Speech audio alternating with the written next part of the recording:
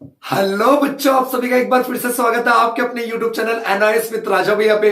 बच्चों, आज हम क्या पढ़ने वाले हैं? आज हम अपने हिस्ट्री का क्लास 12 की जो हमारी हिस्ट्री है उसके मॉड्यूल फर्स्ट का चैप्टर नंबर 4 पढ़ने वाले हैं। इससे पहले की जितनी भी वीडियो है हमने अपने YouTube चैनल पे डाल दी है बच्चों। चैप्टर नंबर 4 के जितने भी इंपॉर्टेंट क्वेश्चंस हैं उन क्वेश्चनों को पढ़ेंगे, ना केवल पढ़ेंगे और उसको बिल्कुल डीपली पढ़ने की कोशिश करेंगे। तो चलिए बच्चों, वीडियो को शुरू करते हैं। वीडियो को शुरू करने से पहले मैं आपको एक बात बता दूं बच्चों कि ये वीडियो थोड़ी बड़ी होने वाली है, इसमें क्वेश्चंस ज्यादा हैं और इस चैप्टर से क्वेश्चन ज्यादा आते हैं। तो बच्चों, इस वीडियो को पेशेंस के साथ आप पूरी देखिएगा। अगर आप भाई देखना नहीं चाहते हैं पूरी, तो पास होने की भी उम्मीद थोड़ी कम कर दीजिएगा, ठीक है? तो चलिए बच्चों, पहला क्वेश्चन देखते हैं हम। पहला क्वेश्चन क्या कह रहा है? वैदिक साहित्य किसे कहा जाता है? देखिए बच्चों, वैदिक साहित्य कहा किसे जाता है?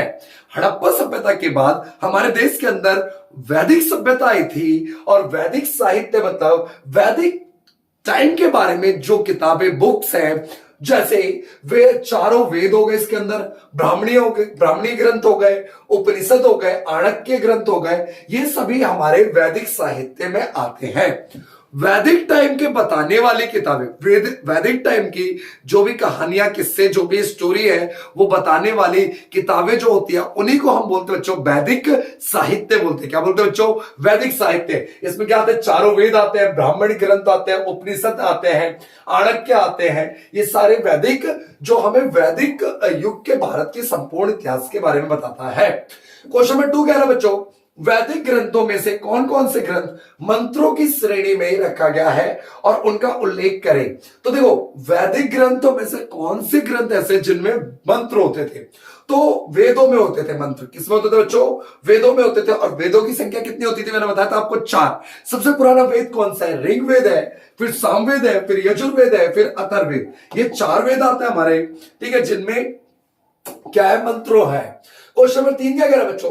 श्रुति में कहे जाने वाले साहित्यों की श्रेणी में किस प्रकार के ग्रंथ हैं और उनका उल्लेख कीजिए। तो श्रुति में कहे जाने वाले साहित्य कौन कौन से हैं? आणक्य है और उपनिषद है। आणक्य है और उपनिषद है बच्चों, ठीक है? समझ आ रहा है बाबू? अगर जो भी आपको समझ नहीं आती है चीजें, वो आप प्लीज कमेंट में मुझे करके बता सकते हैं कि सर ये वाली चीजें आपकी समझ नहीं आ रही है।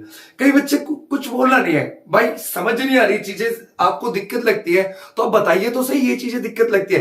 व्हाट्सएप नंबर आपका दिया हुआ है, डिस्क्रिप्शन में दिया हुआ है, वीडियो के नीचे दिया हुआ है। तो भाई आप प्लीज कमेंट करके, व्हाट्सएप करके बताइए सर आप इस तरह की इंप्रूवमेंट कीजिए। आप नहीं बताएंगे तो हम इंप्रूवमेंट कैसे कर सकते हैं? समझ रहे बातों को? चलिए आगे देखते हैं। क्वेश्चन नंबर 4 क्या कह रहा है बाबू? ब्राह्मण श्रेणी के ग्रंथों की विषय वस्तु का विस्तृत विवरण दीजिए। ब्राह्मण श्रेणी के जो ग्रंथ थे उनके बारे में विस्तृत जानकारी पूछ रहा है। तो मंत्रों और बलि देने वाले जितने भी धार्मिक अनुष्ठान होते थे उनके धर्मावलियों को इसमें जोड़ा गया था, ठीक है? नेक्स्ट क्वेश्चन क्या कह रहा है? वेदांत शब्द की व्याख्या कीजिए। वेदांत का मतलब होता है वेदों का अंग, वेदों का अंग, ठीक है? वेदांत 6 तरह के हैं: शिक्षा, कल्प, व्याकरण, निरुक्त, छंद तथा ज्योति। इनमें धार्मिक अवसरों के संस्कार और रीति रिवाजों का वर्णन मिलता है। क्वेश्चन नंबर नेक्स्ट क्वेश्चन क्या कह रहा है बच्चों? क्वेश्चन नंबर 6 हमारा। क्वेश्चन नंबर 6 कह रहा है आर्य कौन थे? तो आर्य कौन थे? आर्य का अर्थ होता है बच्चों श्रेष्ठ। क्या होता है बाबू? श्रेष्ठ। इतिहास में आर्यों का अभिप्राय जाति के नाम से है। आर्यों का मतलब क्या होता है? जाति। जाति के नाम से इस जाति के लोग श्रेष्ठ तथा सभ्य थे। आज विश्व की एक बड़ी जनसंख्या स्वयं को आर्य का संतान कहने में गर्व फील करती है, ठीक है?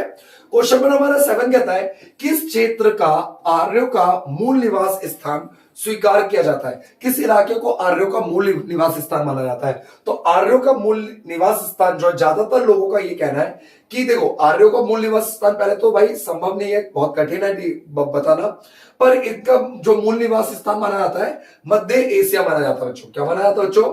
मध्य एशिया। क्वेश्चन नंबर 8 देखते हैं बाबू। सप्त सिंध में शामिल 7 नदियों के नाम बताइए। तो सप्त सिंध में शामिल 7 नदियां कौन कौन सी आती है?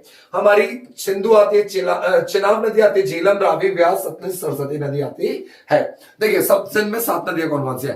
पहले हमारी सिंधु नदी होगी, सिंधु के नीचे 5: झेलम, चिनाब, रावी, सतलुज, व्यास और एक एक्स्ट्रा आपका हो गया सरस्वती नदी, ठीक है बच्चों? क्वेश्चन नंबर 9 क्या कह रहा है हमारा, आर्यों के स्थानांतरण के पुरातात्विक साक्ष्य कहां से प्राप्त हुए हैं। आर्य लोग एक जगह से दूसरे जगह गए थे, उसके सबूत कहां से मिले। तो आर्यों के स्थानांतरण के विभिन्न पुरातात्विक साक्ष्य भारत से प्राप्त हुए हैं। मिट्टी के बर्तनों के अवशेष और कलाकृतियां भी मिली हैं। ठीक है बच्चों। क्वेश्चन नंबर 10 क्या कह रहा है, ऋग्वेद काल में आर्यों के 4 कबीलों के नाम बताइए। ऋग्वेद काल में आर्यों के 4 कबीले कौन कौन से थे। भरत था, मत्स्य था, कृवि था और पुरु था। क्वेश्चन नंबर 11 क्या कह रहा है बच्चों, ऋग वैदिक युग में आर्यों के 2 प्रमुख व्यवसाय क्या थे। तो ऋग वैदिक काल में आर्यों का मेन व्यवसाय था कृषि और पशुपालन, कृषि और पशुपालन। क्वेश्चन नंबर 12 क्या कह रहा है बच्चों, ऋग वैदिक काल में आर्यों में कौन सी आर्थिक गतिविधियां प्रचलित थी, एक सूची बताइए। तो ऋग वैदिक काल में आर्य लोग शिकार करते थे, बढ़ाईगिरी करते थे, कारपेंटर का काम, कपड़ा बुनाई करते थे, जुआ खेलते थे, रथ निर्माण करते थे, वस्तु को गला करके और ढलाई जाती थी। क्वेश्चन नंबर बच्चों 13 क्या कह रहा है, क्वेश्चन नंबर 13 क्या था हमारा, उत्तर वैदिक काल में आर्य किस क्षेत्र के लोगों के साथ संपर्क में है। उत्तर वैदिक काल में आर्य लोग उत्तर प्रदेश, कौशल और उत्तरी बिहार और विदेह बोलते हैं नेपाल को, इन क्षेत्रों के लोगों के साथ संपर्क में आए। क्वेश्चन नंबर 14 क्या कह रहा है बच्चों, प्राचीन वैदिक काल के दौरान परस्पर विनिमय प्रणाली का वर्णन करें। आपस में लेन देन होता था, उसके बारे में वर्णन करें। तो प्राचीन वैदिक काल में गायों के माध्यम से परस्पर वस्तुओं का लेन देन होता था। ठीक है। क्वेश्चन नंबर हमारा 15 क्या बोल रहा है, क्वेश्चन नंबर 15 बोल रहा है बच्चों हमारा, ऋग वैदिक काल में आर्यों के 2 प्रमुख देवता कौन से थे। आर्यों के 2 प्रमुख देवता कौन से थे ऋग्वेद काल में।